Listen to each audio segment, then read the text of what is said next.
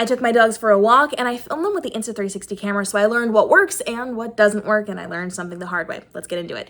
Your 360 camera is going to film all around you, up, down, all of the sides, so it's really, really nice to just be able to walk, focus on your dogs, and then you can keyframe it later, meaning you can pick where the focus is going to be, what's going to move, because it films literally everything. Now, this is designed to go on an invisible selfie stick, and you just screw it into the end of your camera, and then you can expand it. They also have the extended selfie stick, which I really like and have used.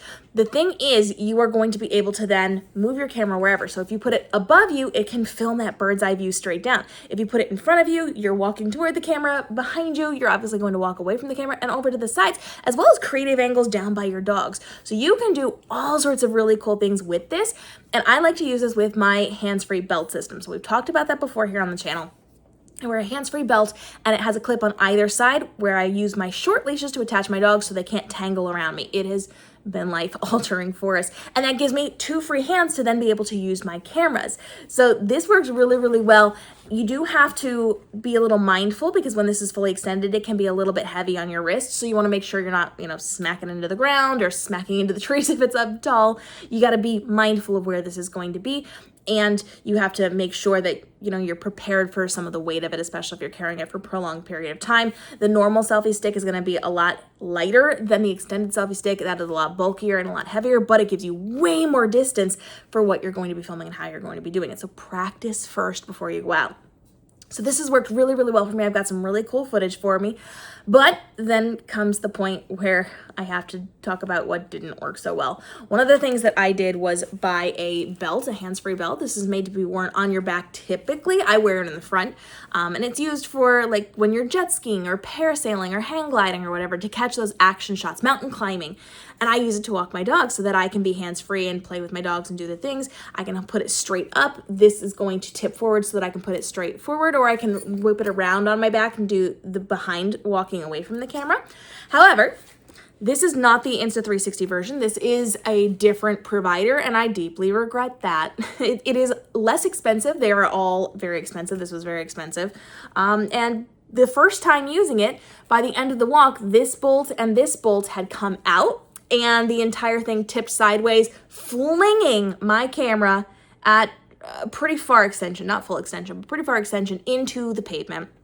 It did crack my, thank God, lens cover. Do not use this without the lens covers from Insta360. Don't buy knockoff ones. It cracked the plastic on the lens cover and protected my lens. I didn't have to buy a new camera. I just had to buy a new lens protector set. Thank goodness that existed, or I would have been in a lot of trouble. And so this is one I don't recommend. I was really excited about this. I had used it a little bit before, but not like more than just testing it out. So to use this on a full walk and have the bolts come out on the first time, I cannot say enough bad things. I'm going to link this one for you so that you do not buy it. Don't buy this one. I'm angry. I've left a not happy review because that cost me money for my lens protector now, and it would have cost me a lot more if it had broken my camera.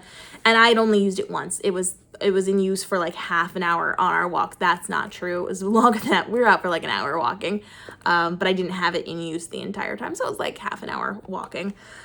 And this is not it. It's very comfortable, I'll tell you. It was kind of nice to walk in. It made me feel like everything was safe and secure and all of that, and I felt very comfortable wearing it, but don't recommend this one because I guess the wobbling is not going to be functional for you. Now, another thing that I did learn, especially with this one, I don't know about the Insta360, maybe that one's better structured, but when I had this out, if I had it straight up, it would get that bird's eye view, but every time I walked, it bobbled like this. And when I had it out, it was going like this as I was walking. My footage is bouncy all over the place. And I had originally filmed thinking I would be able to track myself and keep myself kind of in the center so it wouldn't show the walking steps. Well, I have not been able to do that in the Insta360 mobile studio or desktop studio. And so there's a lot of the footage I'm not going to be able to use. It's not going to be functional for me. So that's kind of where I'm at with this one, I did a lot better when I was hand holding it. So I don't recommend strapping it to you because it's going to be bouncy footage and you may not find that very functional. But when I was hand holding it, I had a lot more control over it. It stayed a lot more centered and it wasn't swaying around. So when I was keyframing it, I was able to keep that a lot more condensed. So you're going to see a very big difference between the footage that I shot when I was up in the mountains using this and when I was in the park and I had it attached to me. So be mindful of that and test these things out. This was my test walk. I kind of wish that I had tested it like in the yard for 5 minutes before I went out for an entire walk and had footage that was a little bit hard for me to use or way limited on what I could use from it. But this is really, really great for getting those bird's eye drone-like footage by myself. No one was helping me. So even though I was out walking with my mother, she's not very good at technology. She wouldn't have been able to help me with this. I was able to still shoot myself walking toward the camera over from the side. I might have done a little bit from behind me and handheld it. I'm not quite sure. I don't remember at this point. But I got a lot of potential footage that I could have used if it hadn't been bouncing all over the way by myself.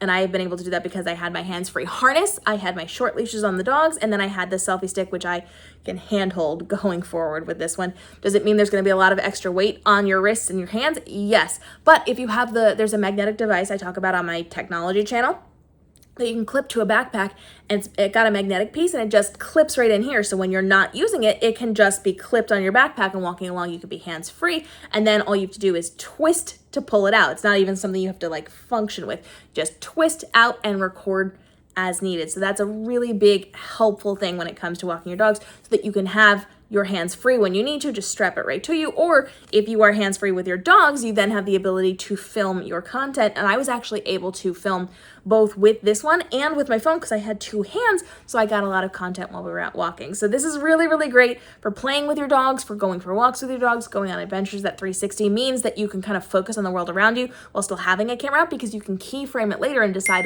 what images you're going to be using and what you're not going to be using, when to spin it, when to move it, all of those things.